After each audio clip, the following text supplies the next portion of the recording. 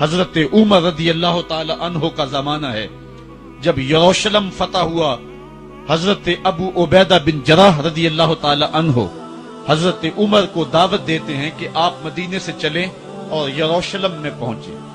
حضرت عمر مدینے سے چلتے ہیں، کتنا بڑا قافلہ لے کر کے، کتنا پروٹوکول ہے، حضرت عمر اکیلے اور ساتھ ایک غلام، ایک اونٹ ہے، ایک غلام ہے، کبھی وہ سوار ہوتا ہے، کبھی آپ باری مقرر کی ہے۔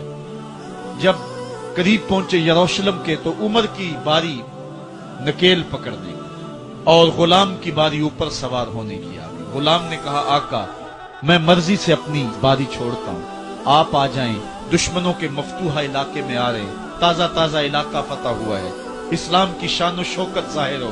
عمر نے کہا اسلام کی شان و شوکت ایسے ظاہر نہیں ہوتی ہے، اپنی باری پہ تم بیٹھو گے، اپنی باری پہ میں بیٹھوں گا۔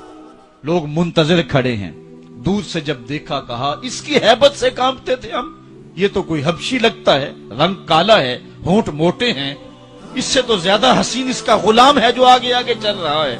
حضرت ابو عبیدہ نے کہا دھوکہ کھا رہے ہو، ہمارا آقا وہ نہیں ہے جو اونٹنی کے اوپر سوار ہے، ہمارا آقا وہ ہے جو لگام تھامے آگے آگے چل رہا ہے۔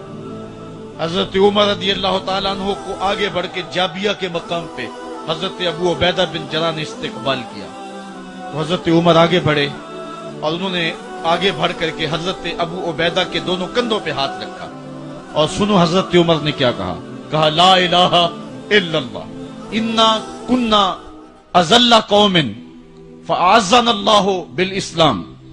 کہا کہ لا الہ الا اللہ، اے ابو عبیدہ بن جراح، ہم ایک ذلیل قوم تھے اور اللہ نے ہمیں اسلام کی وجہ سے عزت عطا کی ہے۔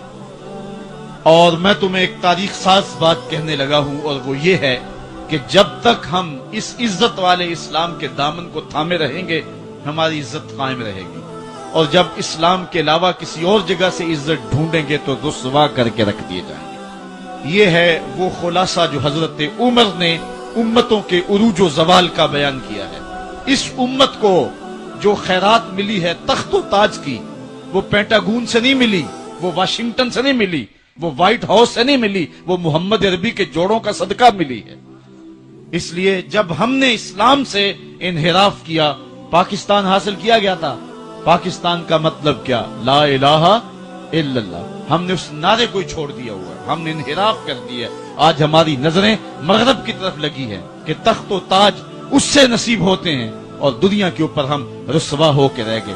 ہماری پستی، ہماری زبوحالی، ہماری ذلت کا سبب یہ ہے کہ جس جگہ سے ہمیں عزت ملی تھی ہم نے وہ مرکز ہی چھوڑ دیا ہے۔ اس مرکز حیات کو، اس مرکز زندگی کو، اس مرکز عزت کو ہم نے چھوڑ دیا ہے، اور دنیا کے اوپر ہم رسوا ہو رہے ہیں۔